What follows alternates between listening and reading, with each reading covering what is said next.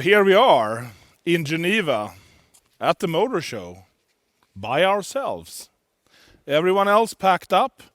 We said that we cannot do. We built this amazing stand and we have these amazing cars, and just to pack up and go home, no way. We follow the motto of the Go Squadron: the show must go on. Of course, not the Geneva Motor Show. That shut down this year. Let's hope it comes up next year again. We will see. But we want to take the opportunity here by ourselves to at least make you behind the screens of all the computers around the world to see what we're up to.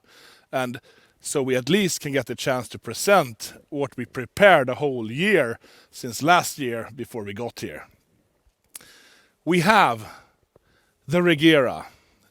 We say 2020 is the year of the Regera. We are at the production rate of 1 car per week, basically churning them out. I would say for a small factory, 1 car a week is not so bad. And by the end of the year, we will have built all 80 Regeras. As some of you know, last year we broke a world record with the Regera. 31.49 seconds to 400 kilometers per hour and back to zero again. Unheard of. What's even more amazing really is that was done on a very poor track with very low grip. So we're quite certain if we redo that in slightly better conditions, we can go under the magic 30-second numbers with the Regera. So during the year of the Regera, we will have another go and see what it can do, also around some racetracks and so on. This car is really the pinnacle of all our efforts until now.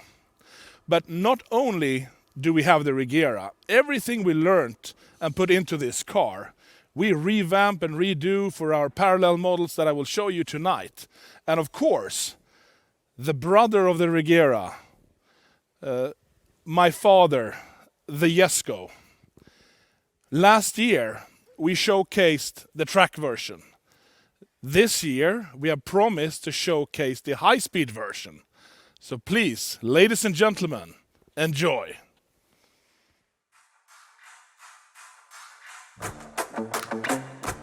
In 1994, I started the Koenigsegg company.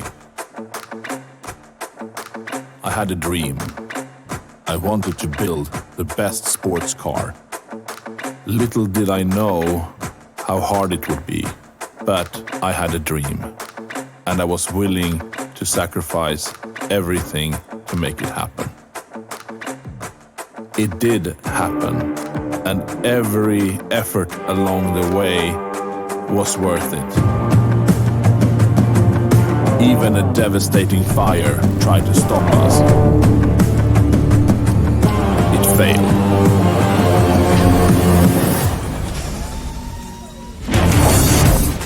You never saw them. You only heard them. The ghosts. We ended up in the Ghost Squadron hangars. Now, a low-flying fighter, just a few centimeters off the ground. The Jesko Absolute.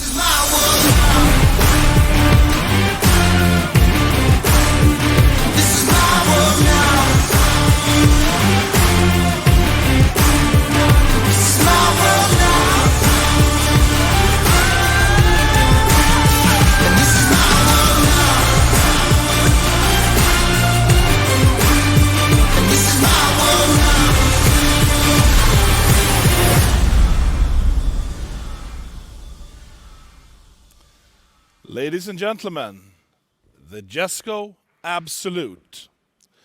So what is this machine we have in front of us? Many of you can recognize it from last year's track-focused Jesko. But this year, it's the high-speed focused Jesko. This is the fastest Koenigsegg we will ever endeavor to make. We spent thousands of hours in CFD calculations and streamlining this car from a design perspective, from a cooling perspective, from a high-speed stability perspective. We ended up with a drag of only 0.278. it is the lowest drag number for any of these types of cars. With 1600 horsepower, with 1500 newton meters of torque, you need a lot of cooling, and you need wide tires to put the power to the ground, and you still do need downforce to make it stable. And to end up with that kind of low drag number is truly amazing.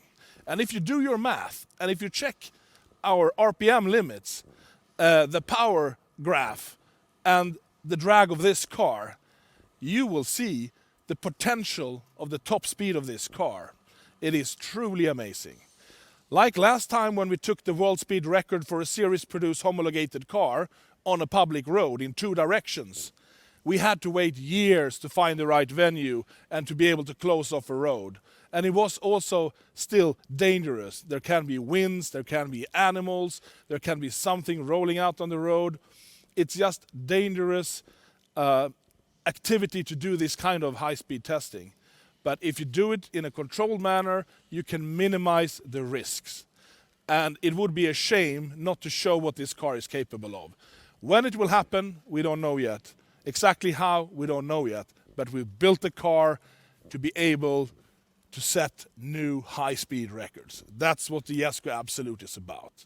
The name also comes from the fact, of course, that this is the absolutely fastest Koenigsegg we will ever make. Very exciting.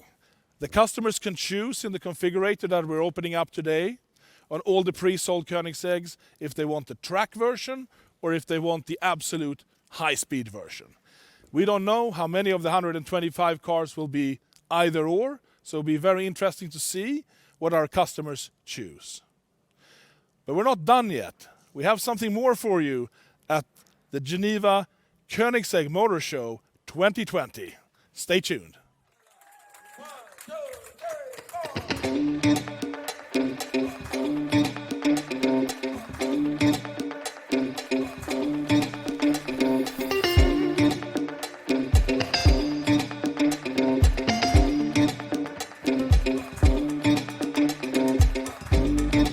The egg, the perfect shape. Strong, simple, unquestionable. All Koenigseggs have cockpits in the shape of the egg. For the first time, we complete the egg. Oh, damn. You look so good, must be illegal. Oh, damn. You look so good, must be illegal. You look so good, it must be. You look so good, it must be. You look so good, it must be. You look so good, must be illegal. You look so good, it must be. You look so good, it must be. You look so good, it must be. You look so good, must be illegal. You look so good, it must be. You look so good, it must be. You look so good, it must be. You look so good, must be illegal. You look so good, it must be. You look so good, it must be. You look so good, it must be. You look so good, must be illegal. So, the Koenigsegg Gemera. Gemera is actually a name my mother came up with for this car. It's Swedish for to give more. Ge mera. And then we pushed that together into a new word. So it became the Gemera. What does that mean?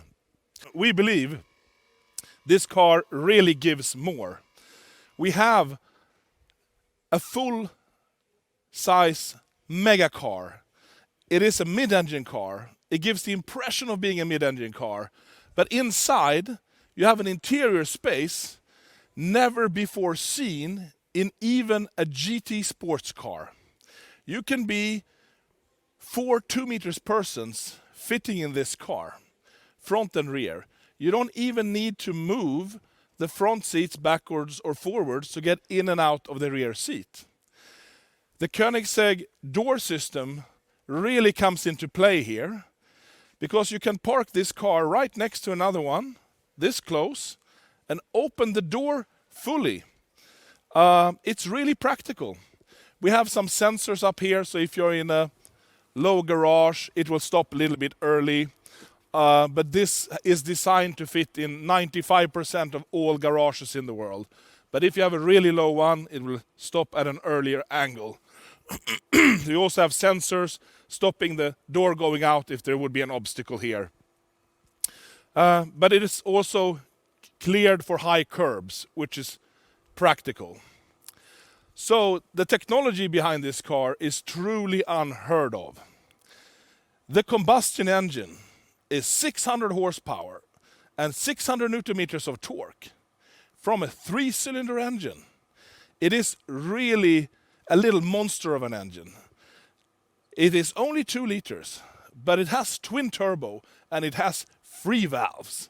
And it is designed to run on renewable fuels. It is capable of being CO2 neutral, the engine and the car. So we really want to put an end to fossil fuel dependency on combustion engines. And the advantage of doing that is that compared to a pure electric car, this one is at least 30% lighter than it would otherwise be with that range and power if it was pure electric. So you get a more agile, roomier car with better acceleration, better cornering, better braking, still CO2 neutral capable if you find the right fuel. It is flex fuel, so you can run on whatever you can find basically, but it is optimized and envisioned to run on renewable biofuels. And we really want to push that side of the automotive industry. Electric cars are great, but there are not enough charging stations around, and it's difficult to produce cells quickly enough for worldwide implementation. So this is a parallel track where you get a lighter car, more performance, CO2 neutral, basically emission free with all the particle filters and everything, and especially if you run on alcohols, it's extremely clean. And if you fill it up on renewable alcohol, and you can also plug it in and fill up electricity, you can be as CO2 neutral and as environmentally friendly as a pure electric car. It is also a sports car, of course, so you do get the sound from the combustion engine. And when I say 3-cylinder, of course, it sounds like a tiny little engine that won't sound so exciting. But if we open up the rear here, you will see that we have a titanium Akrapovic exhaust system that is tuned to make this engine sound amazing. And as it is 2-liter engine, you have very big cylinders, even though they're only 3. So you get this guttural grunt, which really suits the character of the car. And if you come closer again, you can see in the back here, we have a pretty big boot space with 3 full-size carry-ons. And if you go to the front, we have, if we open up the front, we have space for one more. So for each passenger, there is a full-size carry-on. And of course, if you're only 3 persons, you can also use one of the rear seats for a bigger bag or a golf bag or something like that. It is truly designed for long-distance travel. If you fuel it up fully and charge it up fully, you have a 1,000-kilometer range. That is quite exciting. Of course, you probably need to go to the toilet or something before you use up all of that energy, but we want to show you don't have to stop for any other reason than basically your own personal needs until you reach your destination. I haven't talked about power performance yet. How about 3,500 newton meters of torque? How about 1,700 horsepower? It is truly unheard of, the power level for a 4-seater. Not only is it powerful 4-seater, it is 4-wheel drive. So the combustion engine, together with an electrical motor, drives the front axle. And the front axle has an hydraulic clutch for each output shaft. So you get torque vectoring on the front axle. In the rear, we have one 500 horsepower electrical motor with 1,000 newton meters each for each rear wheel. So again, you get torque vectoring. So 4-wheel drive, 4-wheel torque vectoring, and 4-wheel steering. So the chassis of this car is truly state-of-the-art we can play around with so many variables to make it steady as a freight train on the Autobahn and agile around the corners, around the track, because we can play with all of these parameters in a truly astounding way. It is a full carbon fiber construction, body, monocoque, chassis, everything. It has a global rigidity of 40,000 Newton meters per degree from axle to axle, which is really astonishing for a four-seater. The weight, the curb weight, well, our production aim is 1,880 kilos or so. The aim is to stay under 1,900. With this kind of fuel size, battery size, four-seater, full-size car, it is a really competitive weight. So please enjoy. Thank you so much.